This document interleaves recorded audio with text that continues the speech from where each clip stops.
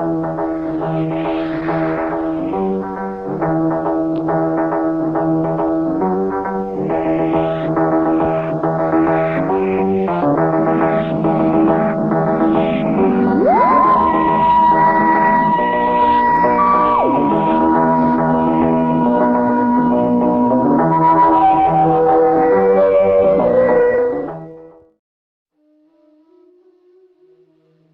Longest Story in the World by Paul Mars. Wisely, when the girl was asked, on pain of death, to entertain and divert him with a story, she decided to create the longest story in the world. This would, she thought, prolong her life. Every evening, as velvety dark settled on the palace of the Caliph, as the noise from the streets and the bazaars died down, and all that could be heard from outside was the cryptic shrieks of beasts beyond the city's walls, she would slip him just one installment of an immense narrative, and, doing so nightly through the years, she thought that her life would be spared. This story, expounded luxuriously through humid, freezing, stormy, placid nights, might last as long as her natural life. The wicked Caliph, curled petulantly in his silk and damask sheets, would be satisfied and merciful. He listened to her stories. Each evening's chapter would end naturally with a provoking, enticing cliffhanger, with his gilded guards, his vizier, and his cage of salacious parrots. They would claw at their bars, and the vizier's eyes would narrow to slits as the girl sat calmly on her stool in the emerald bedchamber and told her story. They were entranced despite themselves. She had snared them all in the fabulously infinite unfolding of her tale. This was how, when she was quite young, she embarked on the telling. The old man lived on a mountain slope in a small white house, much the same as the other houses in this ramshackle city. The countryside was dry as sand, and everyone who lived there was as poor as a pigeon. The old man lived with his granddaughter, and it was a frugal, quiet life. Each evening she would sit at his feet in a perfect impersonation of a good, dutiful grandchild, and perching on a stool much like the one where I sit now, she regaled him with tales. She had clear, emerald eyes. She would stare straight into the old man's eyes, and he would grow discomfited, tugging his rug over his knees and wondering, where does this child come from? How can she know such stories? She would pretend that her tales were a kind of clairvoyance. She would tell her grandfather that his future would be very different from his present reduced circumstances. The logs on the fire would crack and pop, making him jump, and he would find himself longing for some peace and quiet, and to stop this child rambling on. When she had been younger, he had delighted in hearing her wide-eyed, breathless inventions. Such nonsense she talked. Phantoms, and journeys, and miraculous cities and endless plains. As she grew older, the old man thought she would grow out of creating her fabulous diversions, for what was fitting for a child to say became tantamount in this land to blasphemy in the mouth of an adult. But the girl showed no sign of putting an end to her tales.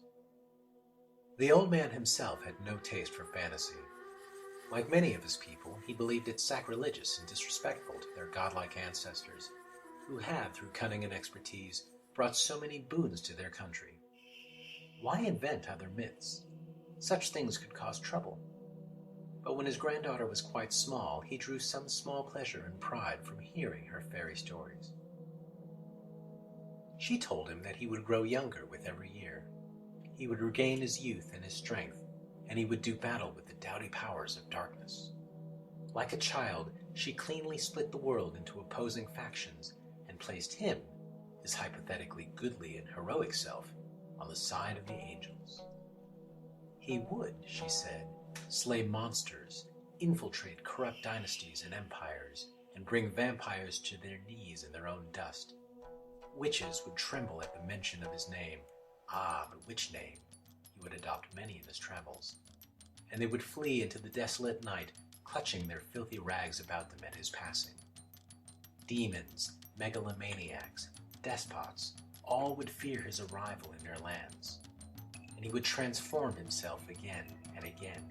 He would be eternal, no longer this elderly wreck of a man. The girl grew older. Still a child in her grandfather's eyes, but to the outer world she had almost attained maturity. Still she was saying, with her earnest jade eyes fixed on his, "You will make your home on 100 worlds." She had grown older and bolder. She told him, "You will fashion a machine that will bear us both beyond this land. You are brilliant, and your talent will drive you to create a traveling engine of infinite capacity and potential. Your frustration with this place and your own mortality while you are here will fire the green jewel that will power your traveling machine.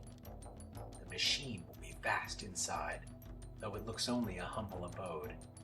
Inside it will be like a city, a world of your own." He laughed, a dry, humorless sound. It made him ashamed to laugh at her ramblings, because she spoke in all seriousness. It isn't kind for the aged to mock the illusions of the young.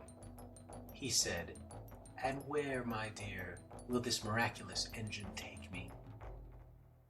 "Why, anywhere," she said, and clutched his knees.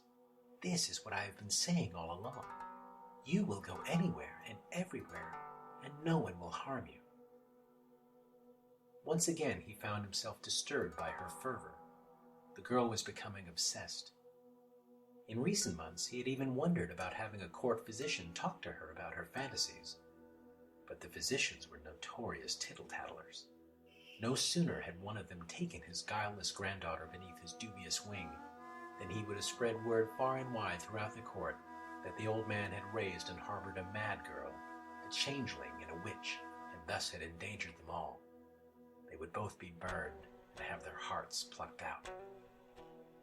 It was all his own fault, the old man decided, because he had indulged her madness. Yet he wondered sometimes, given how little he actually knew of his adopted granddaughter's people, whether she might just have a little gift of sight. He took responsibility for this child. If she was mad, then he must protect her. The court and the city would have little mercy. Her kind of delusions were threatening, a kind of sickness that could make faith crumble as easy as masonry. She would be flung out beyond the court, the city, the mountain itself, into the forest and the foothills. She would be returned to the wolves in the province from which she came, wandering as a lost child. If the old man asked anyone for help, they would make him turn her out into the wilderness. All he could do was protect her, make her keep quiet in public. One day, at the open markets, as he was greeting friends, rather high-up senators whom he had known before he retired from that sort of work, his granddaughter went into one of her trances.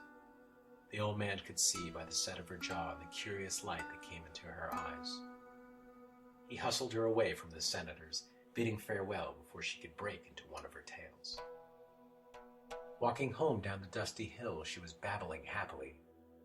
All over the galaxy, men are turning themselves into golems. They use minerals and metals, potions and machines to make themselves less creatures of organic, fleshly substances, and more equipped to do harm to others, to traverse the deadly frozen expanses between the worlds. She caught her breath then, looking alarmed at him, her voice more urgent. "They are already here, on this mountain, in our city, at work in the court. This place has already surrendered itself to their implacable machine-like will. This is why you must engineer our escape, grandfather. It must be soon." The old man turned to her, and he was testy with her. He took her hands and tried to dissuade her from raving. Couldn't she see the danger she put them both in? She fled then. He was left shouting in the street, the wind whipping at his robes and stinging his eyes as she disappeared in the crowd. He couldn't run after her. He had no chance of catching her. He could only pray she wouldn't find someone else to rant at. The old man returned home to wait. He wanted to sit by the fire and wait for her to return. He would consider what to say to her when, eventually, the door unlocked and she slipped sheepishly in to apologize, to promise she would grow up less fanciful. But what, he thought, as he trudged down the hill between the white house walls of neighbors he didn't even know? What if the child had already taken herself off into the wilderness? What if, hysterically perceiving herself to be a threat to her grandfather in her prattling heresies, What if she fled back to the wolves? He must be more optimistic. The child wouldn't be so foolish as to endanger them both. No one would know, he reassured himself, fumbling in his robe pockets for his keys to their house. No one knew the kinds of things she had been saying. He was wrong. When he entered their home, he found that he had guests. They stood in the room as if to attention. All were armed and grim, their faces in shadow, and it seemed they were denuded of all personality. Their leader had his long legs up on the table. He swung them off as the old man entered, and he welcomed them to his own house. The old man spluttered his complaints, but he knew what was happening. They had been watching and listening to the old man and his granddaughter. For quite some time, it appeared. The girl bowed her head as she addressed the Caliph directly, in her own voice, once this installment of the tale had ended. "Tomorrow evening, Excellency, I shall tell another." "But what is this? A complete tale? What is its meaning?" "That will become apparent only through accumulation of parts. Tomorrow we continue." "The same tale continues?" The Caliph's eyes narrowed greedily. Boldly, the girl smiled at him. "Oh, certainly, my Caliph. It continues and continues and continues." "Then," he said softly, "so long as it does, your life will be spared." She nodded, and under guard, withdrew.